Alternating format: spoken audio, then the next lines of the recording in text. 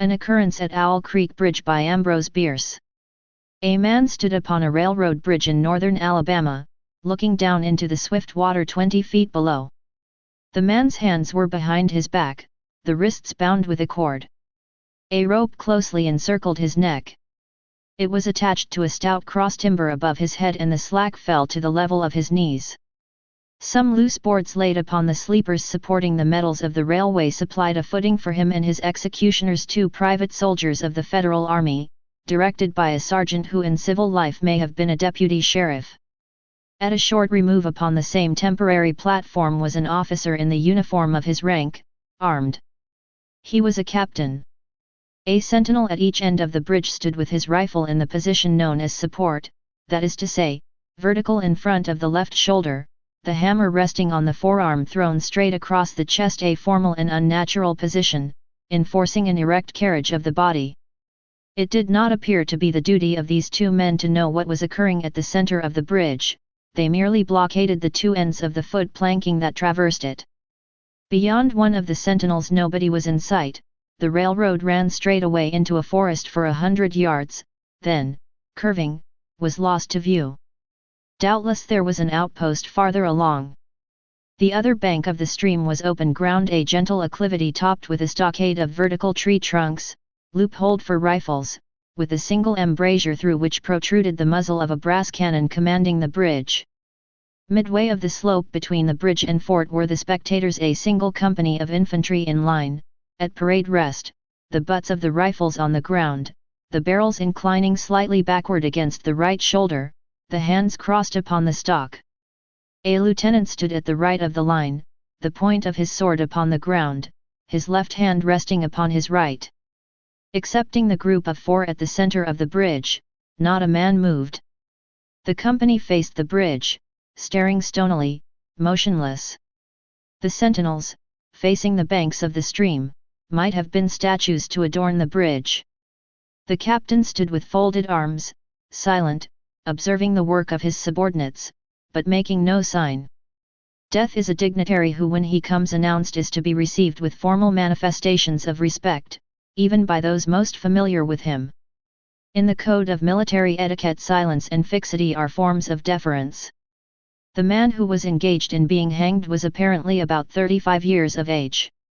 He was a civilian, if one might judge from his habit, which was that of a planter.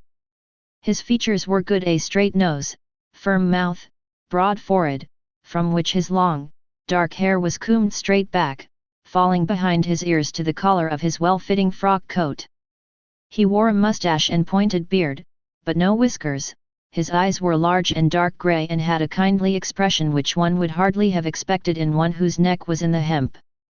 Evidently this was no vulgar assassin. The liberal military code makes provision for hanging many kinds of persons, and gentlemen are not excluded. The preparations being complete, the 2 private soldiers stepped aside, and each drew away the plank upon which he had been standing. The sergeant turned to the captain, saluted and placed himself immediately behind that officer, who in turn moved apart 1 pace. These movements left the condemned man and the sergeant standing on the 2 ends of the same plank, which spanned 3 of the crossties of the bridge. The end upon which the civilian stood almost, but not quite, reached a 4th. This plank had been held in place by the weight of the captain, it was now held by that of the sergeant. At a signal from the former the latter would step aside, the plank would tilt and the condemned man go down between 2 ties. The arrangement commended itself to his judgment as simple and effective. His face had not been covered nor his eyes bandaged. He looked a moment at his unsteadfast footing, then let his gaze wander to the swirling water of the stream racing madly beneath his feet. A piece of dancing driftwood caught his attention, and his eyes followed it down the current. How slowly it appeared to move, what a sluggish stream! He closed his eyes in order to fix his last thoughts upon his wife and children. The water, touched to gold by the early sun, the brooding mists under the banks at some distance down the stream, the fort, the soldiers, the piece of drift, all had distracted him. And now he became conscious of a new disturbance. Striking through the thought of his dear ones was a sound which he could neither ignore nor understand, a sharp, distinct, metallic percussion like the stroke of a blacksmith's hammer upon the anvil. It had the same ringing quality. He wondered what it was, and whether immeasurably distant or nearby. It seemed both. Its recurrence was regular, but as slow as the tolling of a death knell. He awaited each stroke with impatience, and he knew not why apprehension. The intervals of silence grew progressively longer, the delays became maddening. With their greater infrequency the sounds increased in strength and sharpness. They hurt his ear like the thrust of a knife. He feared he would shriek. What he heard was the ticking of his watch. He unclosed his eyes and saw again the water below him. If I could free my hands, he thought, I might throw off the noose and spring into the stream. By diving I could evade the bullets and, swimming vigorously, reach the bank, take to the woods and get away home. My home, thank God, is as yet outside their lines. My wife and little ones are still beyond the invaders' farthest advance. As these thoughts, which have here to be set down in words, were flashed into the doomed man's brain rather than evolved from it, the captain nodded to the sergeant. The sergeant stepped aside. Peyton Farquhar was a well-to-do planter, of an old and highly respected Alabama family. Being a slave owner and like other slave owners a politician, he was naturally an original secessionist and ardently devoted to the Southern cause. Circumstances of an imperious nature, which it is unnecessary to relate here, had prevented him from taking service with the gallant army that had fought the disastrous campaigns ending with the fall of Corinth, and he chafed under the inglorious restraint, longing for the release of his energies, the larger life of the soldier, the opportunity for distinction. That opportunity, he felt, would come, as it comes to all in wartime. Meanwhile he did what he could. No service was too humble for him to perform in aid of the South, no adventure too perilous for him to undertake if consistent with the character of a civilian who was at heart a soldier, and who in good faith and without too much qualification assented to at least a part of the frankly villainous dictum that all is fair in love and war. One evening while Farquhar and his wife were sitting on a rustic bench near the entrance to his grounds, a grey-clad soldier rode up to the gate and asked for a drink of water.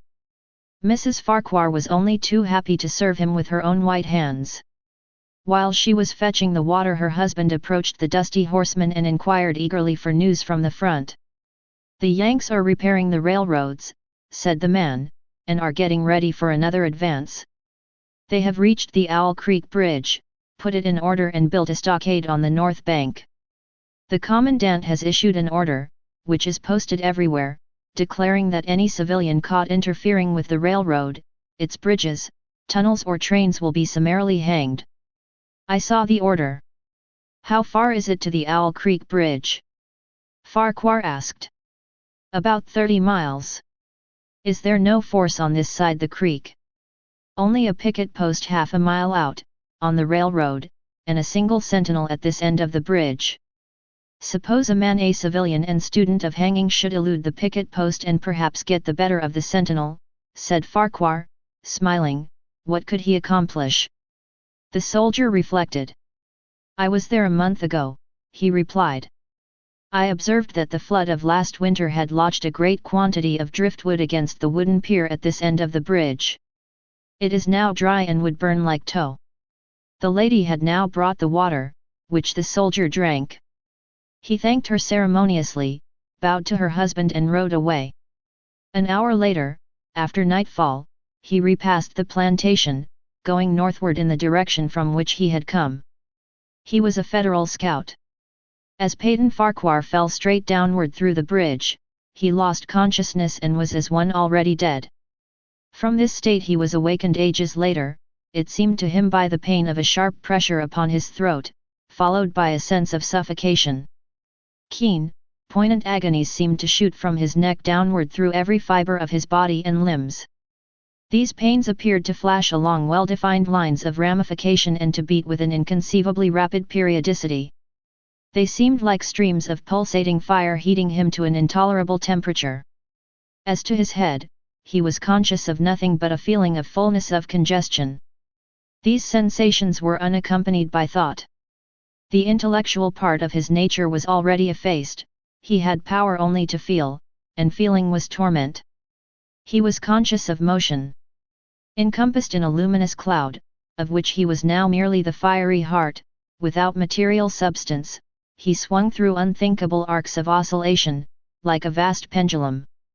Then all at once, with terrible suddenness, the light about him shot upward with the noise of a loud splash, a frightful roaring was in his ears, and all was cold and dark. The power of thought was restored, he knew that the rope had broken, and he had fallen into the stream. There was no additional strangulation, the noose about his neck was already suffocating him and kept the water from his lungs. To die of hanging at the bottom of a river. The idea seemed to him ludicrous. He opened his eyes in the darkness and saw above him a gleam of light, but how distant, how inaccessible. He was still sinking, for the light became fainter and fainter until it was a mere glimmer. Then it began to grow and brighten, and he knew that he was rising toward the surface, knew it with reluctance, for he was now very comfortable. To be hanged and drowned, he thought. That is not so bad, but I do not wish to be shot. No, I will not be shot, that is not fair. He was not conscious of an effort, but a sharp pain in his wrist apprised him that he was trying to free his hands. He gave the struggle his attention, as an idler might observe the feat of a juggler, without interest in the outcome. What splendid effort! What magnificent, what superhuman strength! Ah, that was a fine endeavor! Bravo! The cord fell away, his arms parted and floated upward, the hands dimly seen on each side in the growing light. He watched them with a new interest as first one and then the other pounced upon the noose at his neck. They tore it away and thrust it fiercely aside, its undulations resembling those of a water snake. Put it back, put it back. He thought he shouted these words to his hands, for the undoing of the noose had been succeeded by the direst pang that he had yet experienced. His neck ached horribly, his brain was on fire, his heart, which had been fluttering faintly, gave a great leap, trying to force itself out at his mouth. His whole body was racked and wrenched with an insupportable anguish. But his disobedient hands gave no heed to the command. They beat the water vigorously with quick, downward strokes, forcing him to the surface. He felt his head emerge, his eyes were blinded by the sunlight, his chest expanded convulsively, and with a supreme and crowning agony his lungs engulfed a great draught of air, which instantly he expelled in a shriek.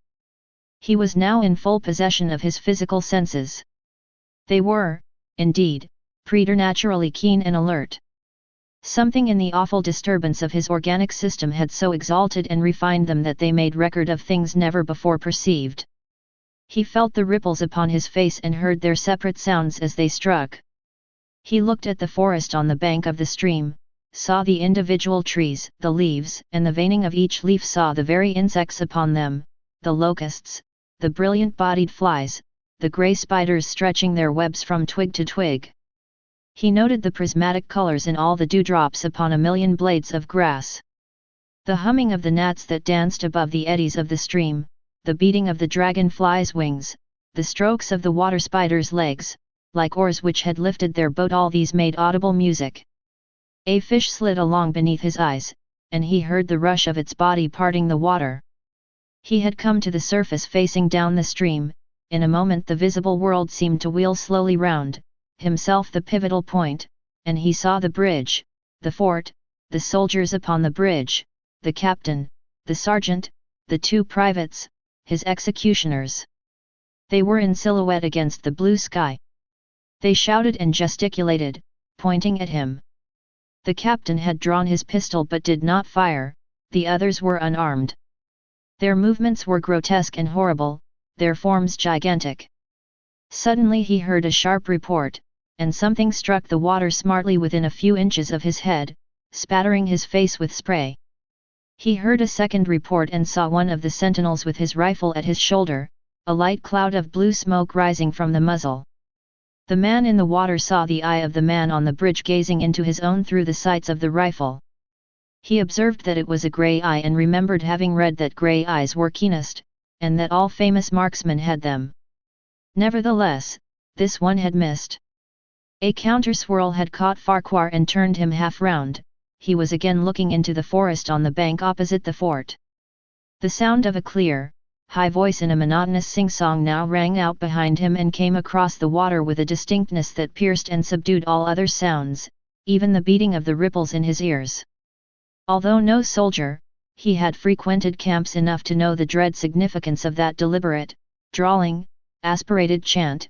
The lieutenant on shore was taking a part in the morning's work. How coldly and pitilessly, with what an even, calm intonation, presaging, and enforcing tranquility in the men, with what accurately measured intervals fell those cruel words. Attention, company! Shoulder arms! Ready! Aim! Fire! Farquhar dived as deeply as he could.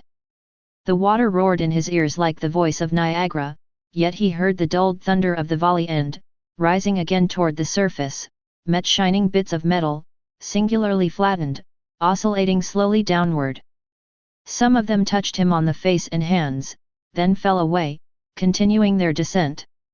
One lodged between his collar and neck. It was uncomfortably warm, and he snatched it out.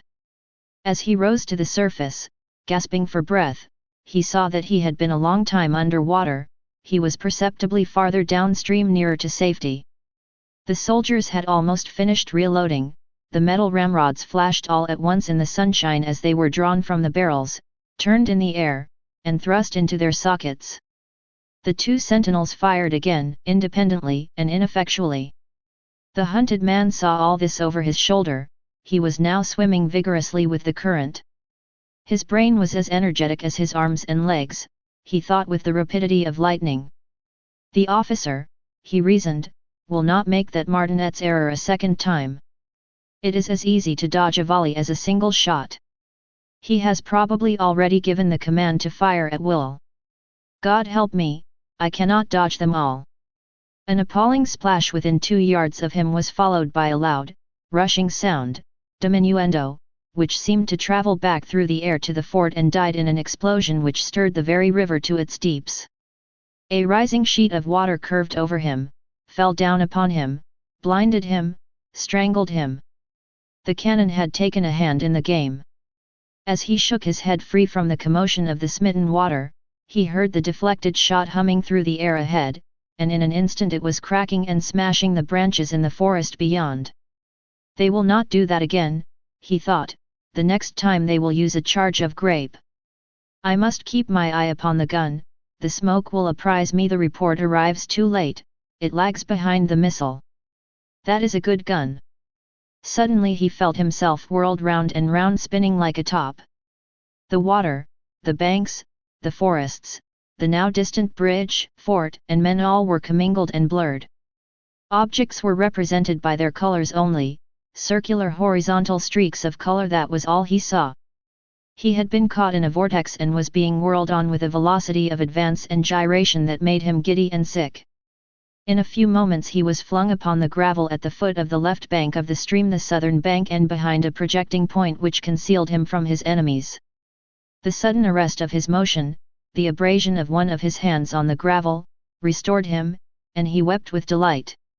He dug his fingers into the sand, threw it over himself in handfuls, and audibly blessed it. It looked like diamonds, rubies, emeralds. He could think of nothing beautiful which it did not resemble. The trees upon the bank were giant garden plants. He noted a definite order in their arrangement, inhaled the fragrance of their blooms. A strange, roseate light shone through the spaces among their trunks, and the wind made in their branches the music of Aeolian harps. He had no wish to perfect his escape, was content to remain in that enchanting spot until retaken. A whiz and rattle of grape shot among the branches high above his head roused him from his dream. The baffled cannoneer had fired him a random farewell. He sprang to his feet, rushed up the sloping bank, and plunged into the forest. All that day he travelled, laying his course by the rounding sun. The forest seemed interminable. Nowhere did he discover a break in it, not even a woodman's road.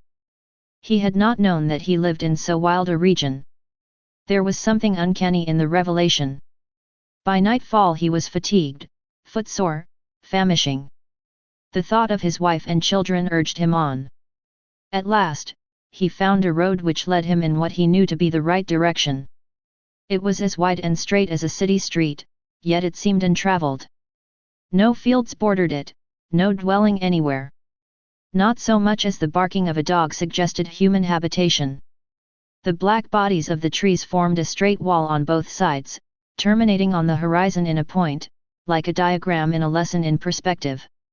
Overhead, as he looked up through this rift in the wood, shone great garden stars looking unfamiliar and grouped in strange constellations. He was sure they were arranged in some order which had a secret and malign significance.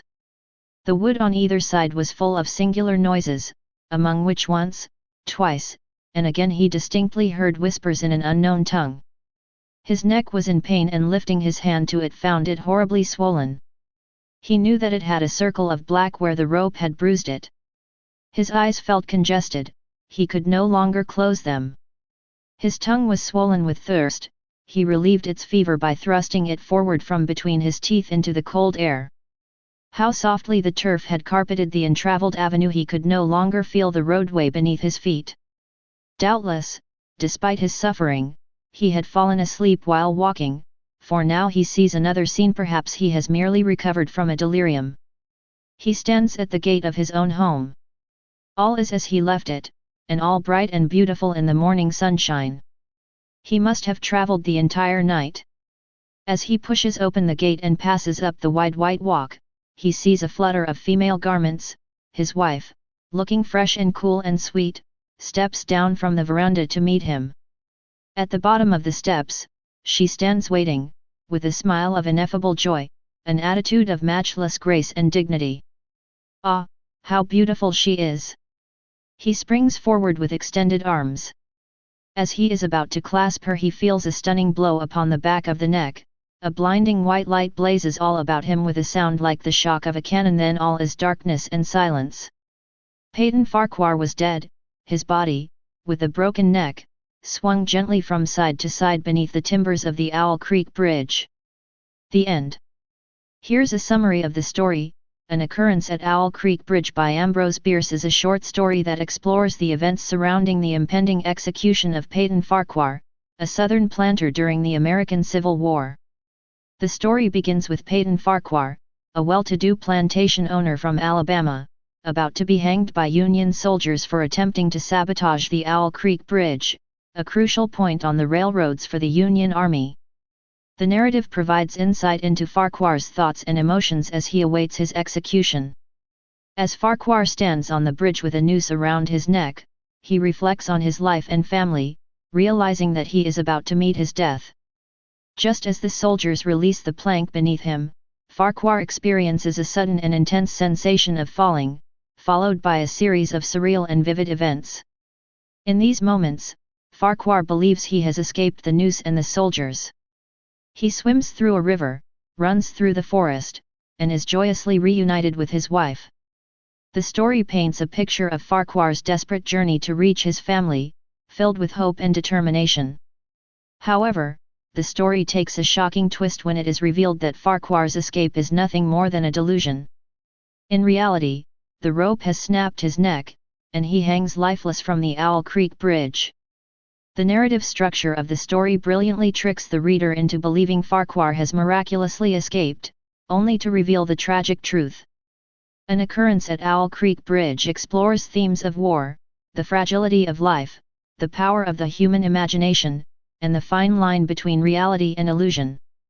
It is a compelling and thought-provoking story that challenges the reader's perception and leaves a lasting impact. Here are the key learning points from An Occurrence at Owl Creek Bridge by Ambrose Bierce. 1. Reality versus illusion. The story blurs the line between reality and illusion, demonstrating the power of the human mind to create elaborate fantasies in moments of extreme stress. It prompts readers to question the nature of perception and the boundaries between dream and reality. 2. The psychological impact of war. The story explores the psychological toll of war on individuals. Peyton Farquhar's desperate attempt to sabotage the bridge and his vivid escape fantasy reveal the trauma and desperation experienced by those caught in the midst of conflict. 3. The fragility of life. The abrupt and shocking ending serves as a stark reminder of the fragility of human life. It underscores the unpredictable and fleeting nature of existence, especially in the context of war and execution. 4. Narrative structure. Bierce's use of a nonlinear narrative structure, where Farquhar's thoughts and experiences are presented in a disordered sequence, enhances the impact of the story and contributes to the twist ending. It illustrates the disoriented state of mind experienced by the protagonist. 5. Irony and deception. The story is rich in irony and deception. It challenges readers' assumptions and expectations, leading them to believe in Farquhar's miraculous escape before revealing the truth.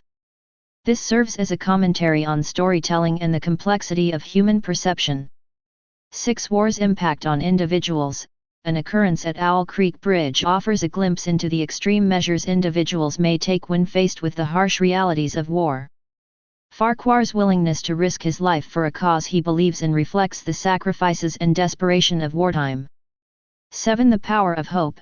Despite the grim circumstances, the story highlights the power of hope. Farquhar's escape fantasy represents his yearning for freedom and a return to his family, emphasizing the strength of the human spirit in the face of adversity. 8. Narrative misdirection. Bierce expertly uses narrative misdirection to engage readers and create a shocking twist. This technique underscores the importance of the storyteller's ability to manipulate perspective and challenge conventional narrative expectations. An Occurrence at Owl Creek Bridge is a thought-provoking and memorable work that delves into the complexities of perception, war, and the human psyche. Its unexpected twist and exploration of the boundary between reality and illusion continue to captivate and challenge readers. Thank you for listening.